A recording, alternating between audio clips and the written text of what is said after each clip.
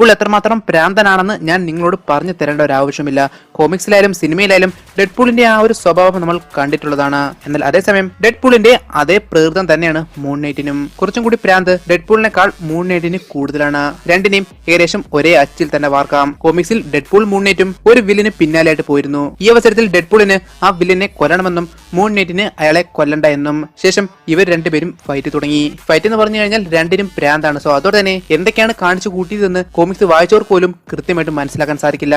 ഡെഡ്പൂളിന് ഒരു അഹങ്കാരമുണ്ട്, എനിക്ക് ഒരിക്കലും മരണമില്ല, സോ അതോടെ തന്നെ നിനക്ക് എന്നെ ഒന്നും തന്നെ ചെയ്യാൻ സാധിക്കില്ല എന്ന്. എന്നാൽ മൂൺ നൈറ്റിന് ഇത് കേട്ടിട്ട് വളരെയധികം സന്തോഷമായി. നീ ചാവില്ല, അതോടെ തന്നെ നിന്നെ ഞാൻ കൊല്ലാക്കൊല ചെയ്യും. ശേഷം ഏറ്റവും ഒടുവിൽ കണ്ണു തുറന്ന ഡെഡ്പൂള് ഹോസ്പിറ്റലിലാണ്. ഹീലിംഗ് പവർ ഉണ്ടായിട്ട് പോലും അത്രയ്ക്ക് ഡെഡ്പൂളിനെ മൂൺ നൈറ്റ് എടുത്തിട്ട് അലക്കി എന്ന് പറഞ്ഞു കഴിഞ്ഞാൽ വടിച്ച് ഭിത്തിയിൽ ഒട്ടിച്ചു. ഇതെല്ലാം കഴിഞ്ഞിട്ട് മൂൺ നൈറ്റ് പറഞ്ഞത് കുറെ നാളിന് ശേഷമാണ് ഒരാളെ നല്ലതുപോലെ ഇടിച്ചിട്ടി എന്നും.